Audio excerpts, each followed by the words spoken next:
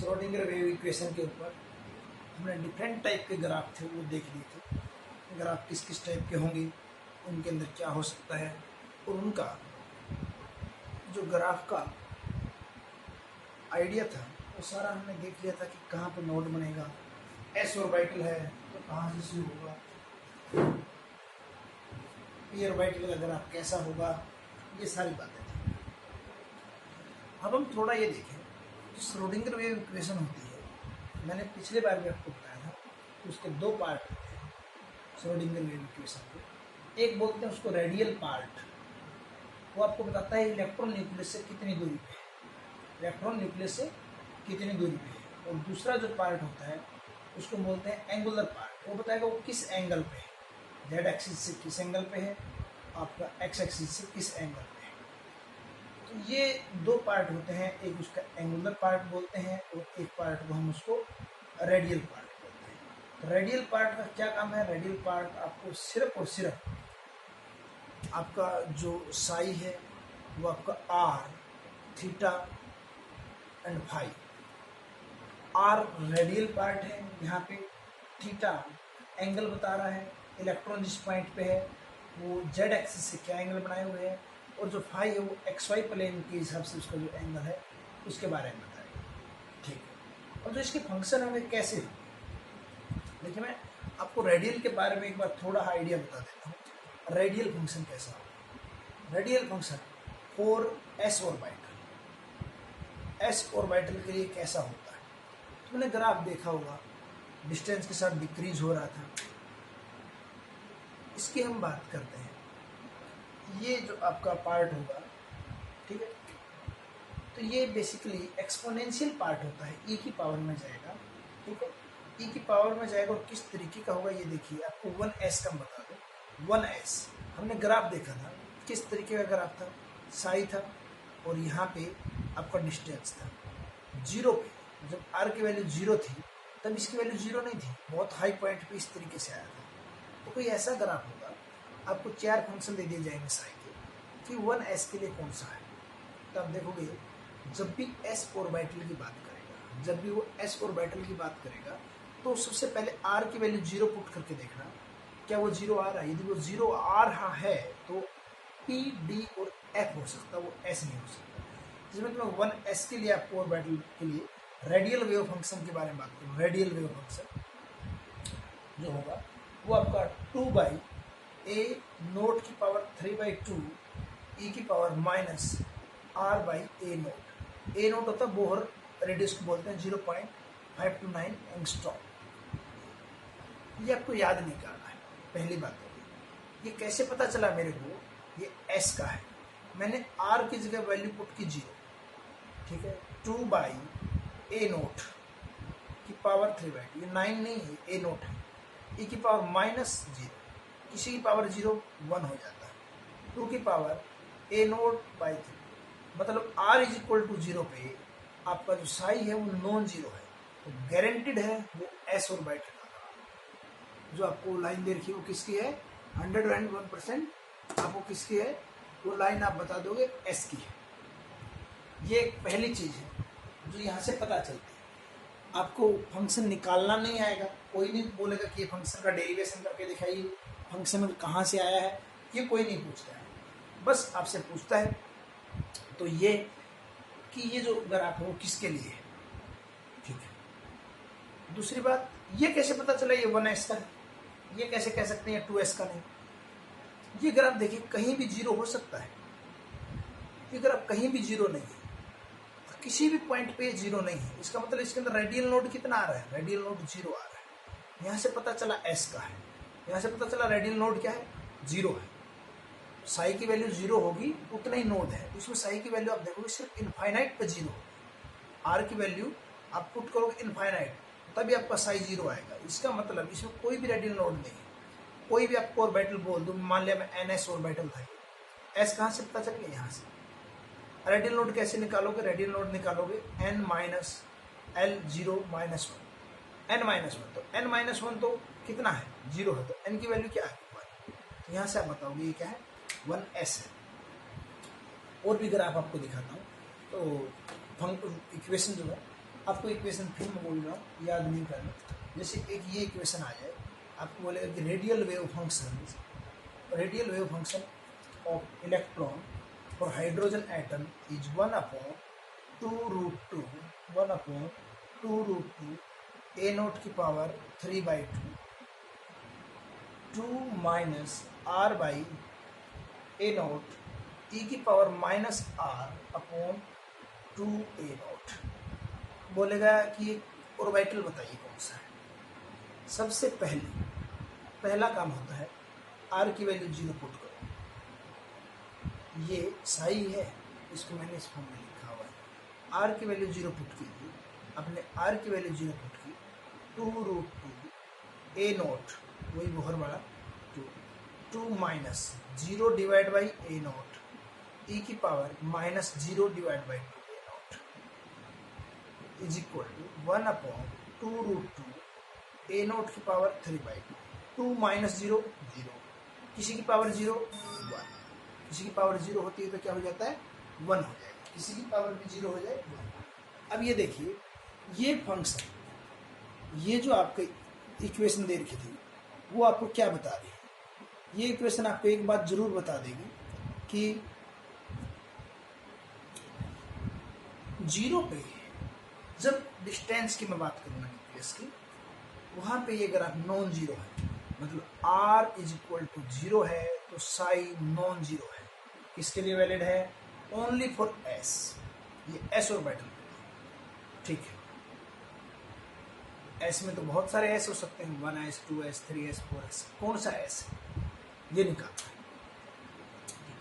देखिए ये फंक्शन कहाँ 0 होगा, ठीक है। रेडियल नोड निकाल लेता हूँ, क्या होगा n minus 0 minus 1 n minus 1। ये फंक्शन देखिए कितने पॉइंट पे 0 हो रहा है, इसको 0 के बराबर पुट कर दीजिए, पॉइंट देखिए कितने 0 आ रहे हैं। ये e की पावर x कभी भी इस टाइप का ग्राफ होता है, ये कभी भी 0 नहीं होता, ये नॉन जीरो होता है। कैसा होता है नॉन जीरो, ये इनफाइनाइट पे 0 हो, और इनफाइनाइट पॉइंट को तो आप नोड मानोगे। ये कभी 0 नहीं हो सकता, देख रहे हो ये तो कांस्टेंट है, तो इसका मतलब ये एक पॉइंट है जहां पे 0 होगा। तो 2 minus r a note by 0, ये 0 हो सकता है। यहाँ से आप देखोगे 2 इज इक्वल टू r की वैल्यू है 2a नोट, एक नोड है, r is equal to 2a naught है, वहां पे आपका साई इज इक्वल टू 0 हो रहा है। कितने नोड है इसके अंदर, रेडियल नोड बताइए कितने, इसके अंदर आपके रेडियल नोड 1 है। कितने रेडियल नोड है 1, किस डिस्टेंस पे 2a नोड डिस्टेंस पे, 2a नोड पे आपका इलेक्ट्रॉन नहीं मिलेगा। एक नोड है, रेडियल नोड के फॉर्मूले में 1 पुट करोगे आप कितना आ जाएगा, तो ये आपका 2s की इक्वेशन है। ये इक्वेशन आपको डेरिवेटिव नहीं करनी, ये इक्वेशन देके ऑर्बिटल आपको बताना है। सबसे पहला पॉइंट r0 पुट करो, और ये देखो ये क्या 0 हो रहा है, r0 नहीं हो रहा तो ये ऐसे हो रहा है, तो ये p d और n हो सकता है, ठीक है। फिर कितनी नोड है, इस इक्वेशन को 0 करके देखो कितने वैल्यू आ रही है x की, जैसे तुम क्वाड्रेटिक इक्वेशन सॉल्व करते थे, x की 2 वैल्यू के लिए पॉसिबल है, उस टाइप से तुम देखोगे e की पावर एक्सपोनेंशियल भी कभी 0 नहीं होता, ये कांस्टेंट 0 नहीं, इसका मतलब ये फंक्शन 0 हो रही है। कब होगा, जब r की वैल्यू 2a नोट रखी जाएगी तब 0 होगा, ये है, ठीक। अब देखिए, मान लिया मैं एक और आपको ग्राफ दे देता हूँ, एक और ग्राफ है, वो है रेडियल वेव फंक्शन ही दिया रखा आपको, is equal to 1/2√6 a naught की पावर 3/2 r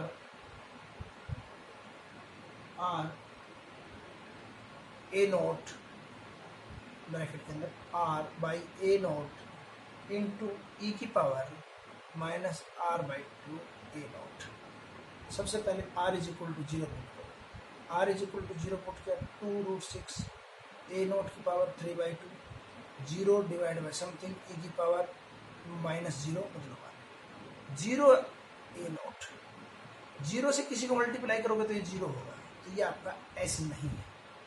अब ये आपका p भी हो सकता है, ये आपका d भी हो सकता है, ठीक है। ये आपका p भी हो सकता है और ये आपका d भी हो सकता है, ठीक है। p भी हो सकता है, आपका d भी हो सकता है। बात ये आएगी तो हम कैसे निकालेंगे कि ये p है या d है, ये कैसे निकालेंगे, ऐसे ये नहीं निकाल सकते, ये आप कभी भी नहीं निकाल सकते। तो ये आपका p हो सकता है, ये आपका d हो सकता है, ये आपका एफ हो सकता है, ये पी डी एफ में से कुछ भी हो सकता है, ये इस तरीके का एंगुलर वेव फंक्शन होगा। तो एंगुलर में देखिए क्या चीज है, एंगुलर में कोई एंगल होगा जिस पे आपका साई फंक्शन 0 होगा, कोई न कोई तो जरूर एंगल के टर्म आ गए। अब हम बात करते हैं एस ऑर्बिटल। एस ऑर्बिटल है, एस ऑर्बिटल के लिए कभी भी कोई एंगल की टर्म नहीं आएगी। किसी एंगल पे इलेक्ट्रॉन चार्ज डेंसिटी 0 होती है? कभी नहीं होती। और एंगुलर, ठीक है, angular wave function for s, no term of theta, theta की कोई भी टर्म नहीं आएगी, कोई भी एंगल नहीं आएगा जिसपे डेंसिटी 0 होगा। जैसे मैं आपको बोल दूँ a by root pi A naught की पावर 3/2 e की पावर -r अपॉन ए नोट। आपको ये बोलेगा ये फंक्शन बताइए किसका, क्या इसमें कोई एंगल आ रहा है, कोई थीटा आ रहा है? नहीं आ रहा। तो ये आपका s के लिए होगा। किसके लिए होगा? s के लिए। कितनी नोड है इसके अंदर? देखो कि कहीं भी 0 नहीं हो सकता, तो ये आपका 1s है। 0 इसके अंदर टोटल नोड कितनी है? 0 है टोटल नोड। एंगुलर नोड हो या रेडियल नोड। जैसे मैं आपको एक और फंक्शन दे दूँ, आपका 1/4 रूट 2 पाई ए नोट की पावर 3/2 2 माइनस r अपॉन ए नोट e की power -r upon 2a naught. बोलेगा ये किसी का एंगुलर वेव फंक्शन दे रखा, वो क्या है? क्या एंगुलर वेव फंक्शन है? कहीं कोई थीटा है? थीटा की टर्म आ रही हो, साई की टर्म आ रही, थीटा है कहीं पे? नहीं है, थीटा नहीं है कहीं भी, कोई भी एक्सप्रेशन में थीटा नहीं है, नो वैल्यू। इसका मतलब ये एस है। कौन सा एस? 1s है, 2s है या 3s? ये फंक्शन कितने पॉइंट पे 0 हो रहा है ये बताइए। यहाँ कहीं ये 0 नहीं हो रहा, ये नॉन 0 है, ये एक वैल्यू पे 0 हो रहा है, r की एक वैल्यू पे 0 हो रहा है, ठीक है। इसका मतलब इसमें एक नोड है, रेडियल नोड बता रहा 1 है। आपको कोई भी n s के अंदर रेडियल नोड 1 बोल दे तो n की वैल्यू निकालनी तो निकाल दो, n की वैल्यू कितनी आ जाएगी? 2 आ जाएगी। जिसमें आपको एक और फंक्शन देता हूँ, ठीक। तो भाई चाहे एंगुलर पार्ट हो चाहे रेडियल पार्ट हो, एंगुलर पार्ट में देखना होता है कोई एंगल की टर्म है तो वो आपका P, D या F है। एंगल की कोई टर्म नहीं है तो वो S है, क्योंकि S ऑर्बिटल स्फेरिकल होता है और उसे किसी भी एंगल पे इलेक्ट्रॉन चार्ज डेंसिटी 0 नहीं होती। रेडियल में R की वैल्यू 0 पुट करो, वहां से निकालो। S का नंबर निकालना हो तो उसके अंदर कितने नोड है ये आप देखोगे, उस नोड के हिसाब से आपको आइडिया लग जाएगा। जैसे आपको एक मैं एंगुलर वेव फंक्शन दे रहा हूँ, ठीक है। एंगुलर वेव फंक्शन है 1/4 रूट 2 पाई ए नोट की पावर 3/2 r अपॉन ए नोट e की power -r upon 2a note into cos theta, ठीक है, कोस थीटा। ये कहीं से भी तुम देखोगे, ये जो आपका फंक्शन दे रखा है इसके एंगल की टर्म है, एंगल की टर्म है, तो ये आपका गारंटी है ये आपका एस नहीं है, नॉट एस नहीं हो सकता, ये आपका एस नहीं हो सकता, ठीक है। इसके अंदर कितनी नोड है आप नोड निकाल सकते, कितने पॉइंट पे 0 होगा आप देखोगे इस पॉइंट पर, एंगल के हिसाब से निकालो कितने एंगल ऐसे आएंगे जिस पे 0 हो जाएगा। आप एंगल के हिसाब से देखोगे एक पॉइंट ऐसा आ जाएगा जिसपे आपका 0, ठीक है। तो आपको n अवस्थी में भी इस टाइप के क्वेश्चन मिल जाएंगे, ठीक है। अब यदि दो एंगल ऐसे आ जाए जिसपे 0, अब इसमें एक ही एंगल है जहाँ ये 0 होगा, एक एंगल है जहाँ 0 होगा, तो इसके अंदर एंगुलर नोड कितनी है? Angular node, angular node, angular node बताइए कितने हैं? एक ही एंगल है थीटा, तो उसमें एक है, तो ये आपका कैसा हो गया? पी ऑर्बिटल हो गया। कितना होगा? P orbital. एंगुलर नोड याद होगा, एस के लिए 0 होती है, पी के लिए 1 होती है, एल पे डिपेंड करती है। अब कौन सा पी है, कौन सा पी है ये देखने के लिए आपको रेडियल नोड, रेडियल वाला पार्ट इसको और छुपा दीजिए, इसको छुपा दीजिए है रेडियल का पार्ट। ये पॉइंट की ये फंक्शन कितने जगह 0 हो जाएगा ये आप देखोगे, ये यहाँ 0 नहीं होगा, यहाँ 0 नहीं होगा, ये सिर्फ r = 0 पे 0 है। r = 0 पे तो 0 नहीं मानते, इसको हम नोड नहीं मानते। r = 0 और r = इनफाइनाइट को नोड नहीं मानते, इसको तो एक भी नोड नहीं है इसके अंदर, ये 2p है। एंगुलर नोड एक है, रेडियल नोड एक भी नहीं है। एंगुलर नोड एक है, रेडियल नोड एक भी नहीं, तो 2p है। ऐसा p ऑर्बिटल जिसमें एक भी रेडियल नोड ना, भाई r is equal to zero और r is equal to infinite का नहीं मानो। जैसे एक और फंक्शन आपको मैं देके दिखाता हूँ, एंगुलर फंक्शन दे रहा हूँ इस बार, ठीक है। एंगुलर फंक्शन दिया और एंगुलर फंक्शन के अंदर, ठीक है, हमने लिखा कि 1/162 रूट के अंदर पाई ए नोट की power 3/2 are square divide by a naught की पावर 2 ई की पावर -r/3 ए naught sine square theta e की पावर +/-2 थीटा, कुछ इस तरीके का फंक्शन। यहाँ पे देखो साइन की पावर 2 आ रहा है, साइन की पावर कितना आ गया 2, मतलब sine theta and sine theta 2 बार लिख लो इसको। इसका मतलब 2 बार ये जीरो होगा कहीं ना कहीं, जहाँ जितनी बार थीटा आएगा उतनी एंगुलर नोड है। स्क्वायर है, ट्रिपल है तो 3 बार, तो इसमें एंगुलर नोड कितना है, इसमें एंगुलर नोड आपका 2 है। पॉइंट देखो किस पॉइंट पे ये जीरो है, रेडियल नोड देखो, एंगल के पार्ट को हटा दो तो ये आपका r इज इक्वल टू 0 पे ही जीरो है बस, मतलब रेडियल नोड एक भी नहीं है। एंगुलर नोड 2 तो मतलब d है, रेडियल नोड 0 तो ये आपका 3d है। क्या हो जाएगा आपका ये 3d हो जाएगा, क्या हो जाएगा ये आपका 3d हो जाएगा। इस तरीके से हम निकालेंगे, ठीक है। मतलब आप ये देखिए कितने एंगल हैं, जैसे साइन थीटा कोस थीटा होगा, जैसे यही आपका 1/81 रूट पाई ए नोट की पावर 3/2 ए नोट की power 3/2 are square upon A naught square E की पावर -r/3 ए naught sine theta cos theta. Theta की कितनी वैल्यू है, 2 वैल्यू है, तो इसका मतलब एंगुलर नोड 2 है। एल की वैल्यू, एंगुलर नोड 2 है, एंगुलर नोड कितनी है 2, एंगुलर नोड 2 का मतलब होता है एल की वैल्यू 2 है, एल की वैल्यू 2 है तो मतलब ये डी आपका ऑर्बिटल है। अब डी में कौन सा है, 1 मतलब 3D 4D 5D, एंगल वाले पार्ट को गोली मार दो, हटाओ। ये पार्ट देखो कितने पॉइंट पे जीरो हो रहा है, आर की कितनी वैल्यू पे जीरो हो रहा है, जिसमें आर जीरो और आर इनफाइनाइट नहीं होगा। ये तो आर इनफाइनाइट पे होता है, ये तो नॉन जीरो, ये आपका कांस्टेंट है। ये फंक्शन है, ये कब जीरो हो सकता है, कोई बोले आर स्क्वेयर अपॉन ए नोट स्क्वेयर कहाँ जीरो हो सकता है, एक ही वैल्यू है, आर की वैल्यू 0 पे जीरो हो सकता है।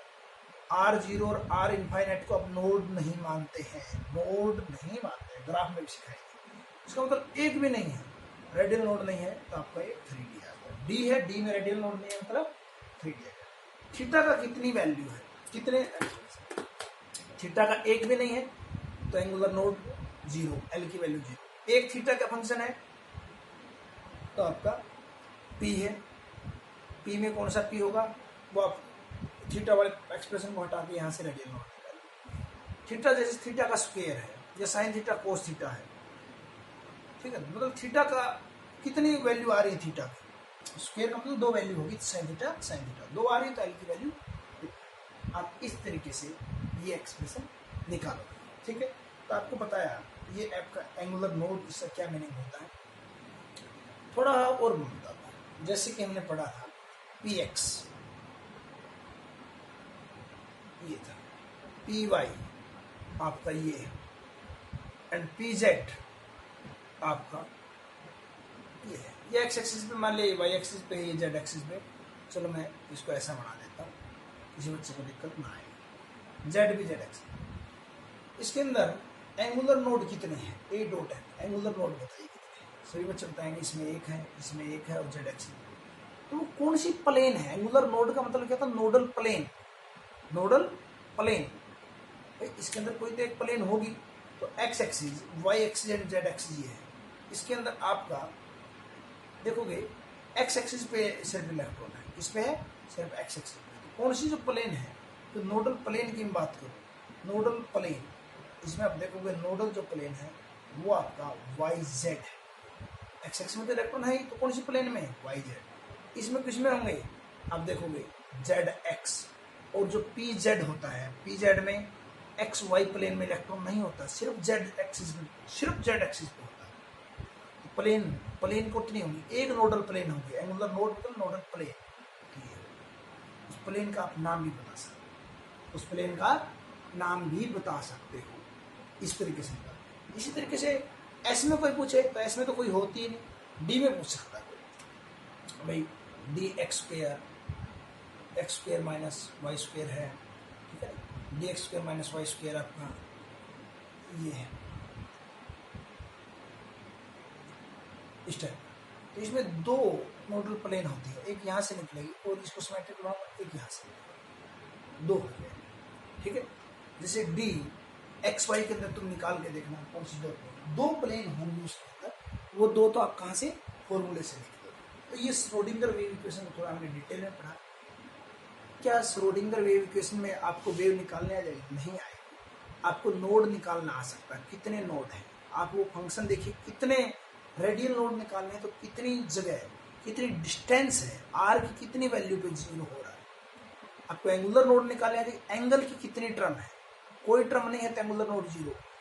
थीटा की एक टर्म है तो आपको 1, साइन स्क्वायर है, थीटा का स्क्वायर आ जाए, sine square theta cos square theta, दो टर्म है तो दो है, या साइन थीटा कोस थीटा आ जाए, इस तरह साइन स्क्वायर थीटा को साइन थीटा तो उसका मतलब कितने एंगुलर नोड है, ये आप बताओ। इस तरीके से निकाल सकते हैं। क्वेश्चन कीजिए, उसमें आपको एंगुलर नोड वगैरह निकालना आ जाएगा। एंगुलर नोड और स्फेरिकल नोड क्या होता है? स्फेरिकल नोड एक डिस्टेंस है न्यूक्लियस से जहाँ पे इलेक्ट्रॉन नहीं पाया जाता। एंगुलर नोड एक एंगल है, उस एंगल पे एक प्लेन में खींच दूँ वहाँ पे इलेक्ट्रॉन नहीं पाया जाता है। तो ये है अपना एंगुलर नोड और स्फेरिकल नोड।